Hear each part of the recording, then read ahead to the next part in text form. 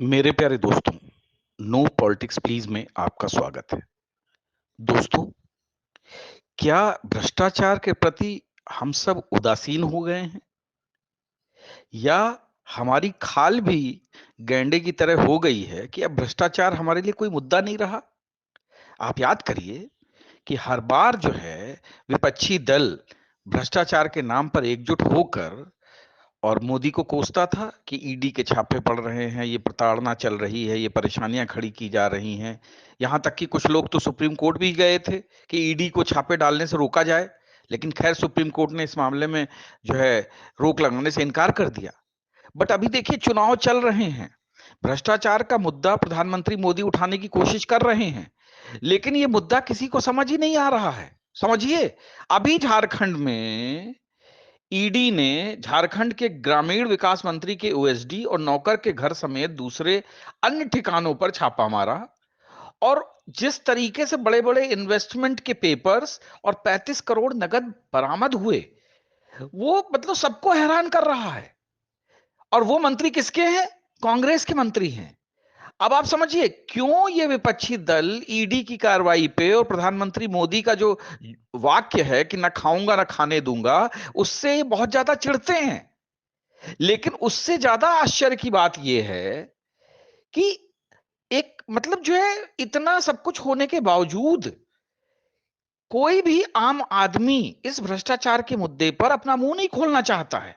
आप समझिए कि एक लंबे जन आंदोलन के बाद जब झारखंड अस्तित्व में आया तो बड़ी उम्मीदें थी कि कुदरती संसाधनों से आबाद यह सूबा तेजी से तरक्की करेगा और अग्रणी राज्यों में शामिल होकर अपने गठन के औचित्य को सार्थक साबित करेगा।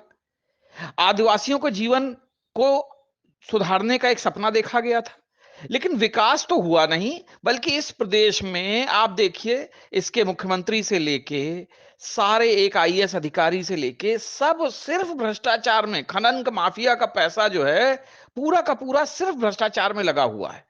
अब सोचिए, राजनीतिक अस्थिरता तो है ही, लेकिन आप देखिए, जबकि ये 23 सालों में बना हुआ है और 23 सालों के दौरान 10 सरकारें यहां बन चुकी हैं, राज्य के दो पूर्व मुख्यमंत्रियों को भ्रष्टाचार के आरोप में अपना पद छोड़ना पड़ा था। यह है झारखंड की हालत। और पूर्व मुख्यमंत्री मधु कोड़ा को तो एक मामले में 3 साल की सजा भी सुनाई जा चुकी है। उन पर भी हजारों करोड़ के भ्रष्टाचार के मुकदमे चल रहे हैं। अब सोचिए, देश में आम चुनाव हो रहा है, झारखंड की 14 संसदीय सीटों पर 13 मई और 1 जून को वोट डाले जाएंगे, लेकिन कोई भी सामाजिक परिवेश में भ्रष्टाचार का मुद्दा कोई उठाना ही नहीं चाह रहा है, कोई प्रभाव ही नहीं पड़ रहा है। देखिए, बीजेपी इसको मुद्दा बनाने की कोशिश कर रही है, लेकिन लोग जो हैं इस पे उदासीन हैं। आखिर ऐसा क्यों है? क्योंकि मुझे लगता है भ्रष्टाचार हमारे जीवन का अंग बन चुका है। हम सभी भ्रष्टाचार को पूरी तरीके से मतलब जो है अपने जीवन में अंगीकार कर चुके हैं। अब घूस जो है हमें बुरा नहीं लगता। घूस लेना और देना हमको जो है अपने सामान्य जीवन का एक हिस्सा लगने लगा है। क्योंकि और साथ ही साथ राजनीतिक पार्टी, हर राजनीतिक पार्टी भ्रष्टाचार में लीन है, और जो राजनीतिक पार्टी भ्रष्टाचार के विरोध में आंदोलन छेड़ना चाहती है तो उससे लोग उदासीन हो गए हैं। अब सोचिए, ईडी जो है 35-35 करोड़ रुपए नगद, अगर आप वीडियो देखिए तो किस तरीके से जो है पैसा वो निकल रहा है। दिल्ली में भी देखिए आप, शराब नीति की जो संबंधी जो घोटाले हुए, उस समय जो अरविंद केजरीवाल की जमानत याचिका पर सुप्रीम कोर्ट जो है सुनवाई कर रहा था, उसी दौरान और मतलब किस तरीके से बेशर्मी से आम आदमी पार्टी, जिसने जिसको कि मालूम है कि अरविंद केजरीवाल ने घोटाला किया है, इसके बावजूद केजरीवाल को डिफेंड करने की कोशिश कर रही है। यानी कि भ्रष्टाचार जो है हमारे जीवन का अंग बन चुका है। हम जो है भ्रष्टाचार को एक अपने नॉर्मल रूटीन की तरह देखने लगे हैं। अब आप समझिए क्या हो रहा है। अगर मोदी एक्शन ले तो भी आप मोदी को गालियां देंगे, अगर मोदी एक्शन नहीं ले तो भी आप गालियां देंगे। आखिर भ्रष्टाचार मिटेगा कैसे? इसके अलावा मुकदमे जो है इनके नेताओं के 10 साल चलते हैं, सजा होती है, जैसे लालू प्रसाद सजा हुई तो लोग कहते हैं कि नहीं नहीं, लालू तो मसीहा है। मतलब सोचिए, एक चारा चोर लालू, जिसको भी भ्रष्टाचार के मामले में 2-2 3-3 सजाएं हो चुकी हैं कोर्ट से, इसके बावजूद वो बेल पे जो है बाहर घूम रहा है, नेतागिरी कर रहा है और लोगों को ईमानदारी के ऊपर ज्ञान दे रहा है। आप समझिए हम कितने मोटी चमड़ी के हो चुके हैं। भ्रष्टाचार हमारे लिए अब एक मुद्दा ही नहीं रह गया है। आप सोचो मतलब क्या हो रहा है हमारे देश में।